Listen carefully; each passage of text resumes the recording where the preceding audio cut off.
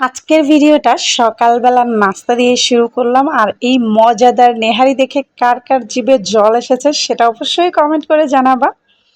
আমার কিন্তু নেহারি খুবই পছন্দ। আর এইরকম বড় একটা নল্লি দিয়ে নেহারি তো অসাধারণ মজা ছিল। নল্লিটা বা নেহারিটা আর নল্লির ভিতরে অনেক বেশি পরিমাণে কি বলে এটাকে ক্যালসিয়াম ছিল, যেটা ছেলেদের অনেক বেশি পছন্দ। যাই হোক, আসসালামু আলাইকুম। ভিডিওটা শুরু করলাম। সবাই কেমন আছেন? আশা করছি ভালো আছেন।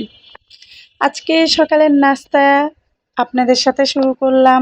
এরপরে লাঞ্চের টাইমেও কিন্তু আপনাদের সাথে আবারও চলে আসলাম কথা বলার জন্য, আড্ডা দেওয়ার জন্য। এই যে দেখেন, আজকে দুপুরবেলা হচ্ছে আমরা হোটেলে খেয়েছি। আর আমি বলতেছিলাম যে আমার হাজব্যান্ডকে কি খাবা, কি মানে তোমার কি পছন্দ। কিন্তু ভাই, আমার হাজবেন্ড তো সবসময় আমাকে প্রায়োরিটি দেয়।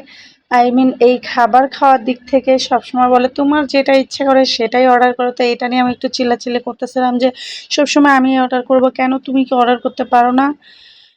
অন্যান্য কথা তো আমার শোনো না, শুধু এই বেলা একেবারে আমার কথাই শোনো। তো এটা বলে একটু রাগারাগি করতেছিলাম, ওই আর কি, একটু মিষ্টি মিষ্টি রাগারাগি। আমি আবার আমার হাজবেন্ডের সাথে সিরিয়াস ঝগড়া করতে পারি না, মানে অনেক হাসায় ফেলে। এই যে দেখো, আমাকে এখনো হাসায় ফেলছে। যাই হোক, আর এটা হচ্ছে তারপরের দিন। আমার গাছগুলোর অবস্থা খুবই খারাপ, কারণ যেহেতু আমি একটু বাইরে বিজি, আর এই জন্য গাছের যত্ন নিতে পারি না। হঠাৎ করে খেয়াল করে দেখলাম যে গাছে একটি মরিচ ধরেছে। তো নিচে থেকে আসার সময় আমি একটি না সরি কয়েকটি তোমার সিঙ্গারা নিয়ে আসছিলাম। ভাবলাম যে নিজের গাছের মরিচ দিয়ে খেয়ে দেখি কেমন লাগে। তো ফটাফট মরিচটা গাছ থেকে ছিঁড়ে নিলাম। আর অনেক গর্বিত ফিল হচ্ছিল যে আমার নিজের হাতে লাগানো গাছের থেকে আমি কাঁচা মরিচ ছিঁড়ে খাচ্ছি। মাশাআল্লাহ, মরিচটা অনেক ঝাল ছিল আর খুবই খুবই ভালো লাগছে খেয়ে। সিঙ্গারা ঝাল ঝাল না হলে আমার ভালো লাগে না।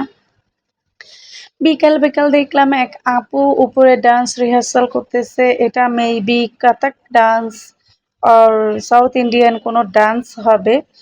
তো ভাবলাম আমি একা একা কেন দেখবো, তোমাদের সাথে একটু শেয়ার করি। এই নাও দেখো কিভাবে ডান্স করছে। অনেক সুন্দর ডান্স করছে ভাই। আমি তো নাচতেই পারি না। আমি জীবনেও মনে হয় কখনো কোনো স্টেজে নাচি নাই। মানুষ ছোটবেলা অন্তত ভাই বোন কারো বিয়েতে নাচে, কাজিনদের বিয়েতে, আমি কখনোই নাচি না। আমার এত বেশি লজ্জা লাগে কেন জানি না। আমার মতো কে কে আছো যার নাচের কথা শুনলেই লজ্জা লাগে? মানে বাথরুম ডান্সার বলতে পারো, নিজের ঘরের ডান্সার বলতে পারো, কিন্তু বাহিরে অন্য কারোর সামনে জীবনও নাচি নাই ভাই। আর এই তো তোমাদের ভাইয়াকে দেখছিলাম সন্ধ্যার সময় একটু বাইরে বের হয়েছিলাম বাড়ির পাশে।